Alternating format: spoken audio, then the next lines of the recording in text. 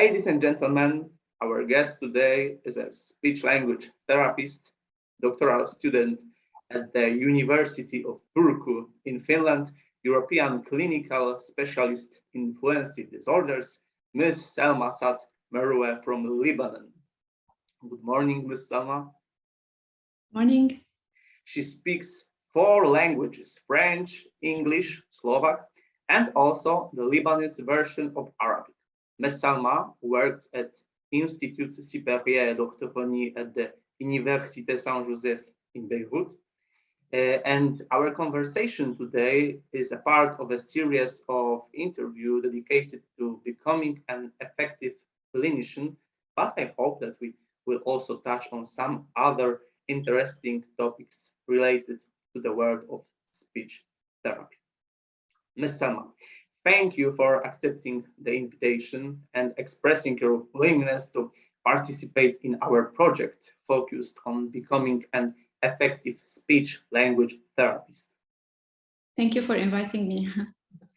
The first question I would like to ask you today is about the quality of life and the problems faced by people who stutter. What problems a person who stutters has to deal with in Lebanon? So I would say that in general, the major problem a person who stutters has to deal with, specifically in Lebanon, is the stigma that is shown in society towards people who stutter.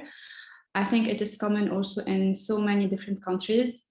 So they can be perceived as inferior to others, overstressed, anxious, lacking confidence, sometimes even ineffective. And this can often affect their access to certain job positions. And in Lebanon, stuttering is still considered as a taboo and often associated with mockery. Besides, it is unfortunately still possible to hear some misleading, not evidence-based information about stuttering that are, circulating on social media every now and then. And this also contributes to this stereotype people who stutter have to deal with on a daily basis. So as a consequence, this social stigma affects the course of stuttering treatment in general, I would say at 2 major levels.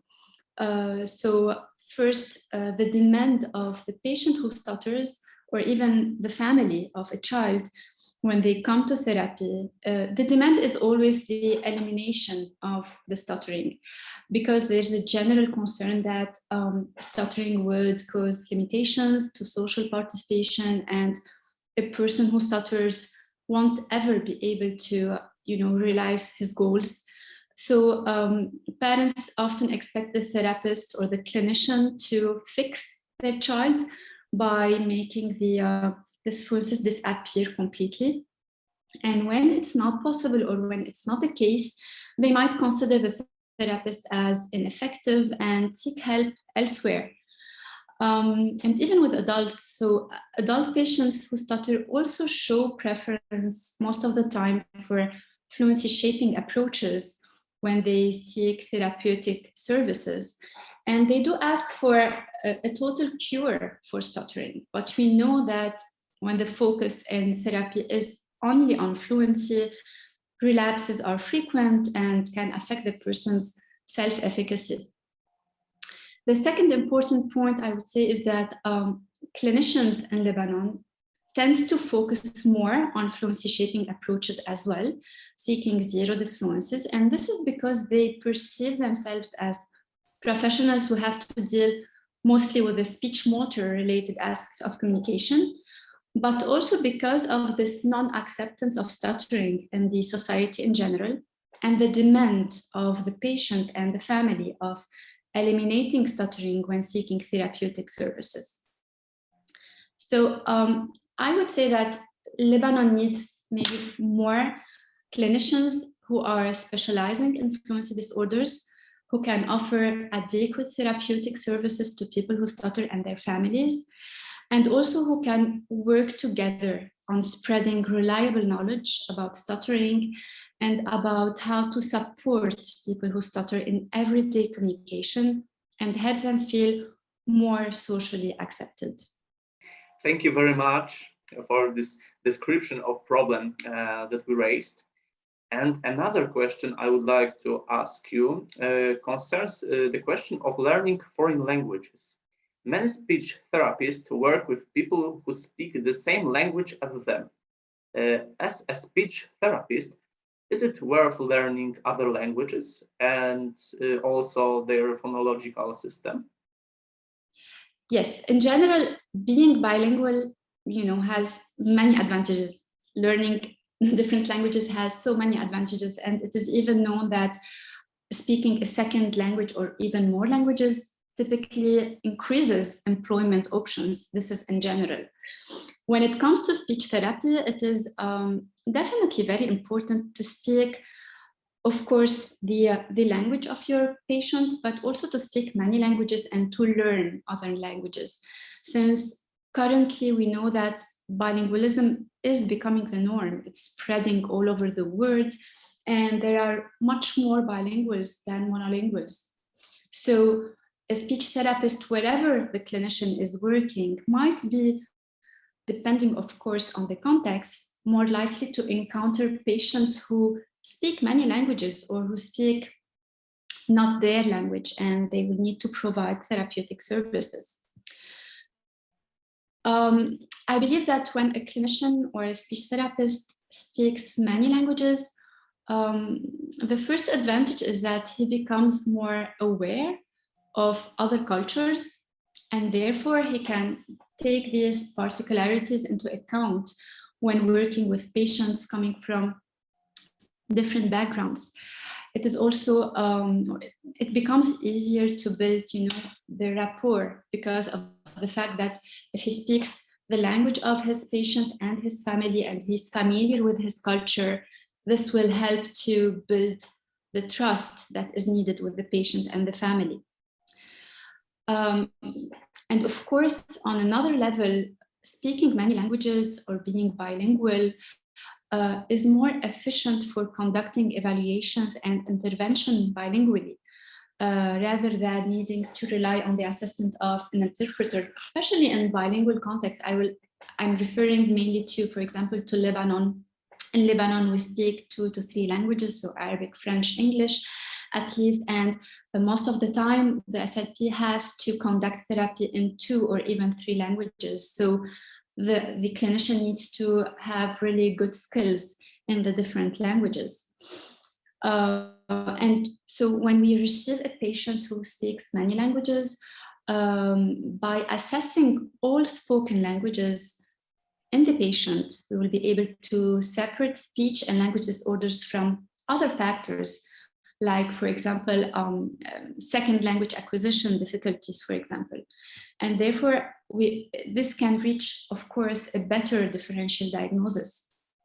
And when needed, also, a bilingual SLP can provide bilingual therapy and really help the patient achieve their potential in all their spoken and needed languages. So I believe it is really important to speak as many languages as possible, to master the languages, of course, on many levels, phonological level, syntactic level, etc.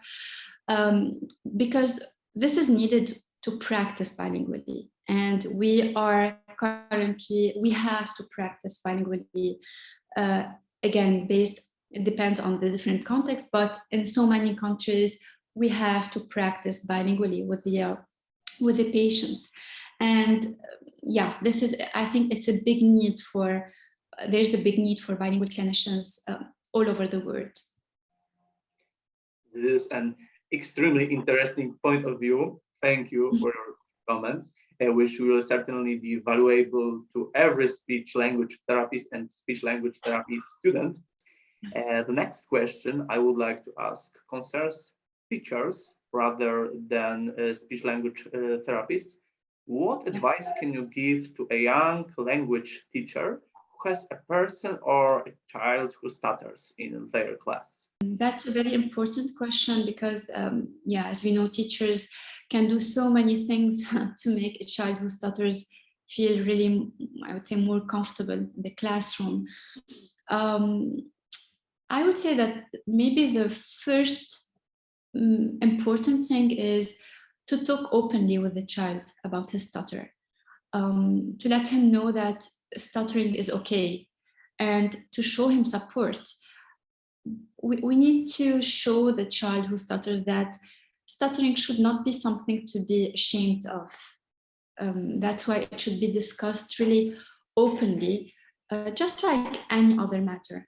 And school is a perfect place where this can be done.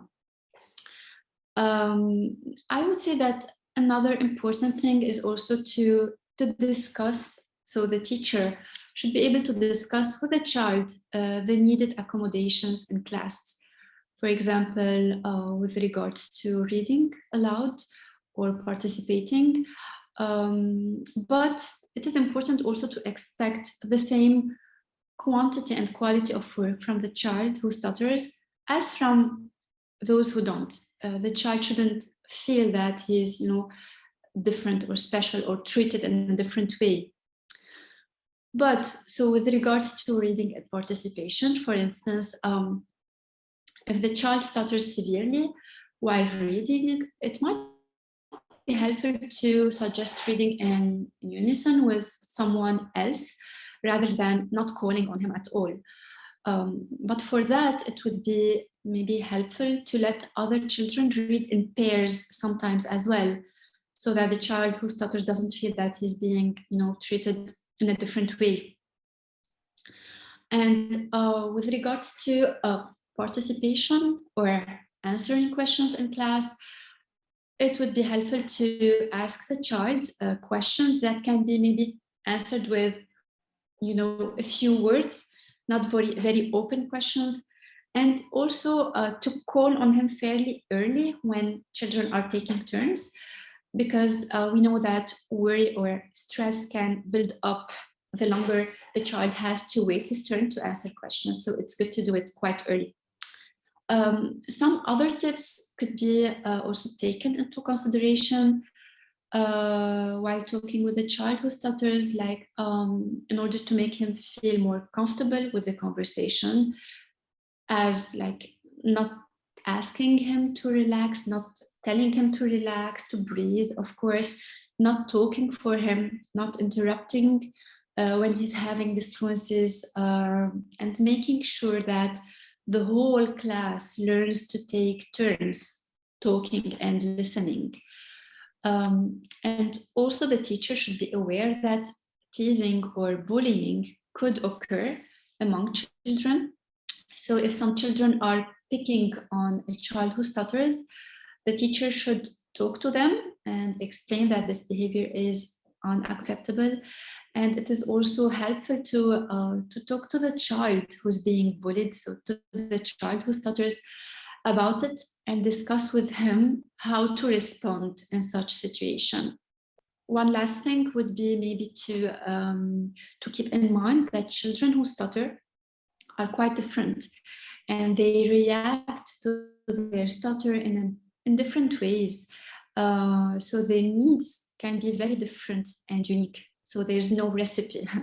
It is important to discuss with each child the possible accommodations according to his personal needs and his personal wishes. I am a teacher of Polish language, and I'm aware of how much I still need to learn about students and children with speech fluency disorders, about the specifics of working with them and their educational needs.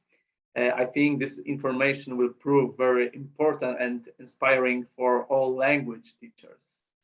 We are slowly approaching the end of our conversation, and one last question remaining. A key question for our entire project: how to become an effective clinician? What tips do you have for young speech language therapists?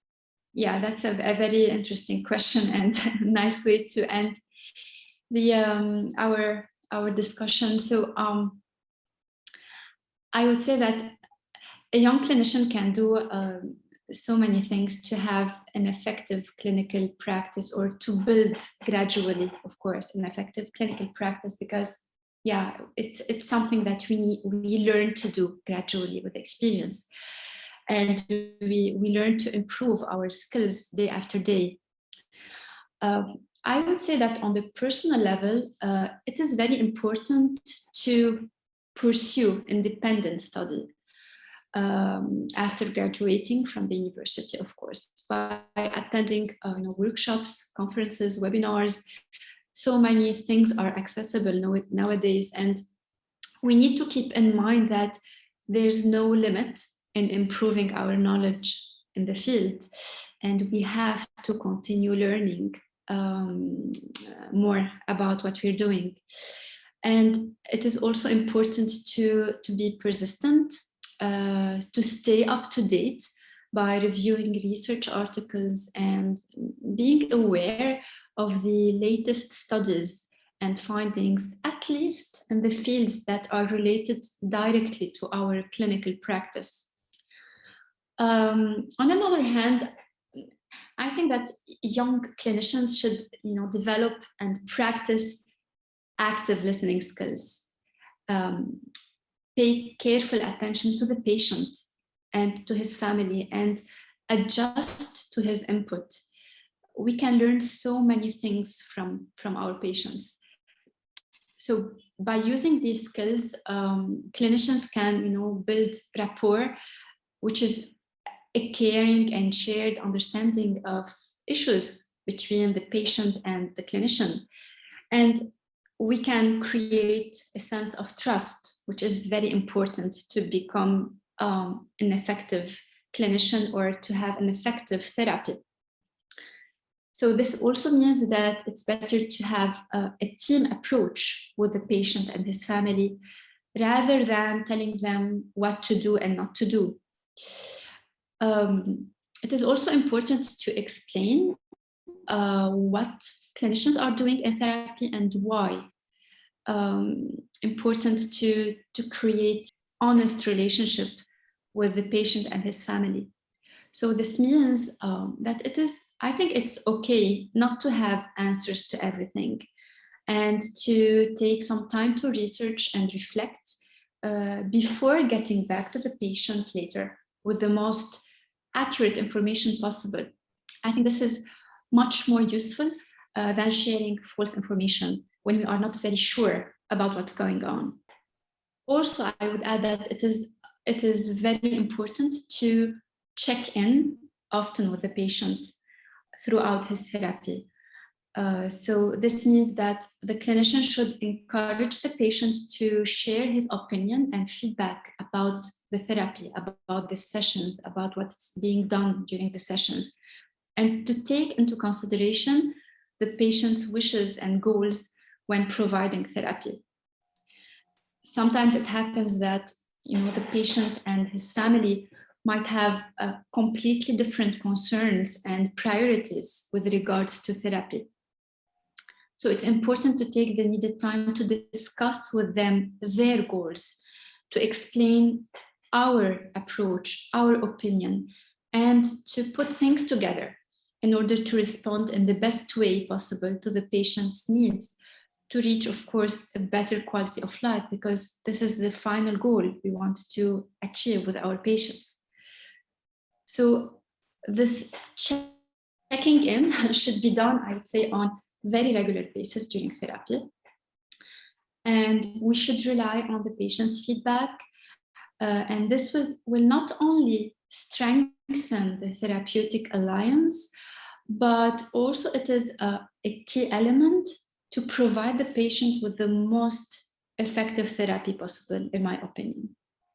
As a young speech language therapist, thank you very much for this answer. Likewise, on behalf of all viewers, thank you very much for all the answers, valuable advices, and experience that you wanted to share with us. I would also like to thank all of you who are watching this video and who want to deepen your knowledge. Mine and your guest was Ms. Selma Saad Merouwe from Institut Supérieur d'Orthophonie et the Université Saint-Joseph in Beirut, speech language therapist, doctoral student at the University of Turku in Finland, European clinical specialist in fluency disorders. Thank you very much, Ms. Selma. Thank you very much for having me. Thank you very much. It was a pleasure.